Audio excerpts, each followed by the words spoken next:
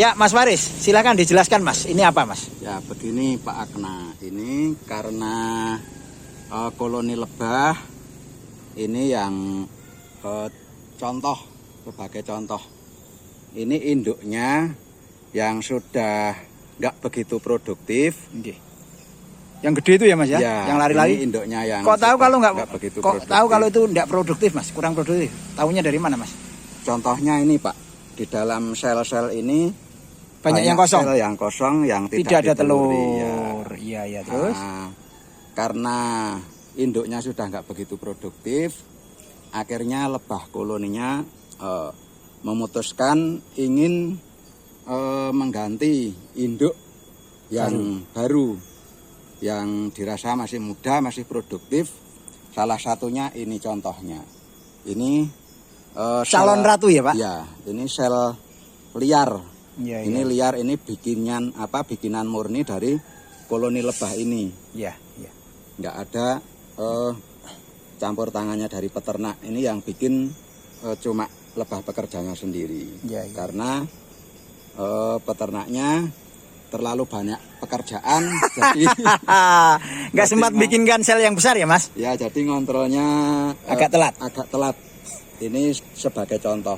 Iya. Ini nanti kalau sudah netes, ini jadinya induk baru atau ratu perawan.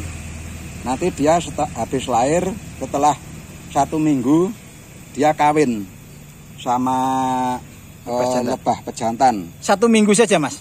Iya, dari lahir kira-kira umur 1 minggu dia nanti kawin. Maaf, Mas, mungkin bisa dijelaskan kalau dari telur berapa lama, Mas, untuk ratu itu, Mas, sampai kalau dengan menetas? Dari telur itu kita ratu bertelur, nanti setelah 3 hari dia netas 1 minggu kawin. Netas jadi larva. Nah, setelah larva nanti kita ambil. Kalau kita bikin, kita ambil dikasih tempat atau dialihkan ke tempat yang lebih besar, namanya mangkokan. Ya. Itu kalau yang kita bikin. Kalau yang alami seperti ini, kita dari telur sampai netas kurang lebihnya 3 hari.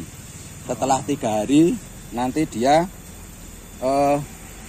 dari larva sampai netas jadi ratu perawan atau induk baru itu 13 hari.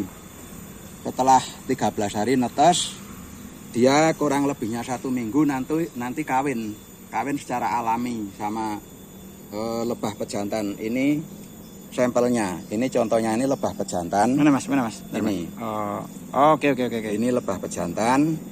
Nanti ratu perawan atau induk baru telah kawin sama pejantan ini secara alami, dia nanti 1 minggu habis kawin dia sudah mulai bertelur, sudah mengeluarkan telur atau sudah jadi induk, Pak Akna. Sebentar, Mas, yang ini bisa dijelaskan, Mas, ini kenapa nonjol di sini nih, Mas? Ya. Oh, ada yang nonjol itu apa, Mas? Kalau ini perlu saya jelaskan. Ini namanya sel lebah pejantan. Ini sel lebah pejantan. Ada bedanya sama lebah pekerja. Kalau yang lebah pekerja, lebah betina, ini selnya lebih kecil. Nanti lahirnya jadi lebah betina atau lebah pekerja seperti ini. Untuk yang ini, sel yang nonjol lebih besar ini, nanti netesnya jadi lebah pejantan. Lebah pejantan seperti tadi yang saya tunjukin tadi, itu lebah pejantan ini posturnya lebih gede, lebih besar, lebih bulat ya, agak lebih hitam. Ini yang lebah pejantan. Oke.